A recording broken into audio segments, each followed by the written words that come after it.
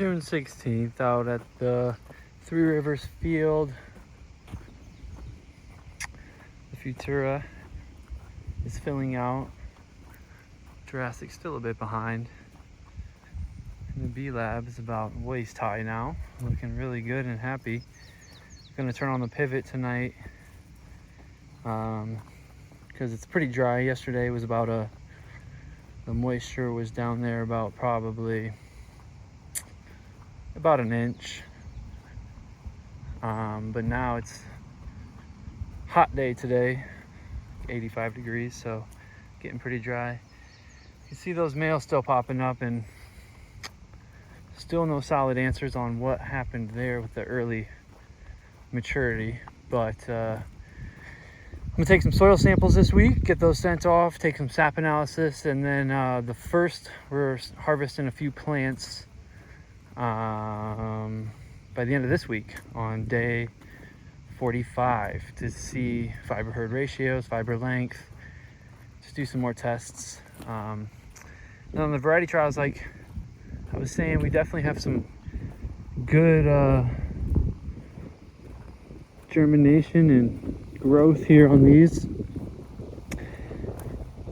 And as you can see, as we move closer, that starts to fade.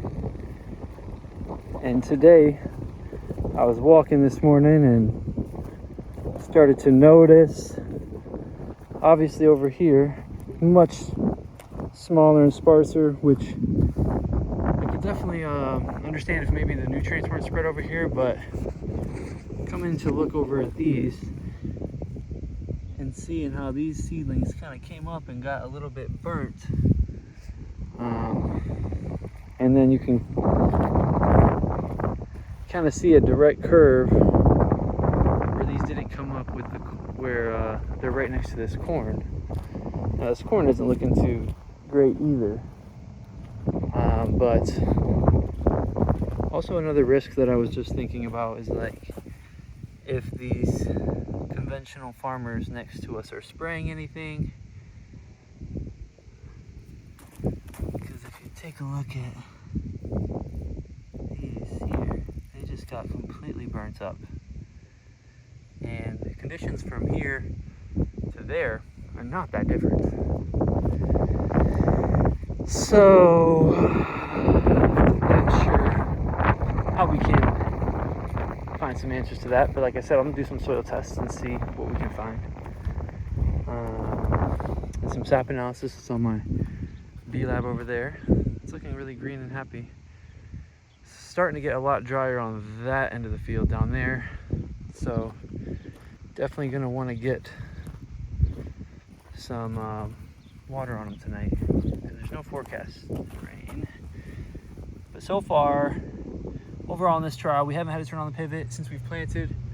We've gotten about 4 or 5 inches of rain, which is really good. Temperatures have been mild. And so the only theories is like maybe we did have some cold nights. Maybe the night temperatures had flipped them due to some stress. Because we did have a bit of a cold snap a couple weeks ago where the nighttime temperatures were getting down in the 40s. But man, it's just hard for me to believe that they would flip like this as a certified seed. So that's my task this week: get these soil samples and saps off, contact the seed manufacturer, kind of tell them what's going on, see if they've seen it before, see if it's anything that we did, which I feel, to the best of my knowledge, that we've done everything pretty standard, and definitely had no concerns for weather, had no concerns for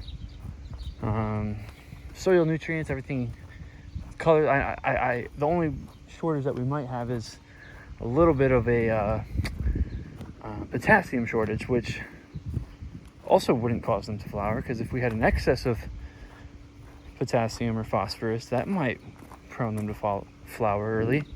Same with nitrogen, some nitrogen toxicity that could cause some weird things. But on the field, there's no signs of nitrogen burn. The leaves aren't curling, the tips aren't burnt up. I mean, obviously there's a couple plants here and there that are showing signs of that, but that could just be from the spread, and that's gonna happen. So yeah, hopefully gonna be finding some answers this week, and we'll keep you posted.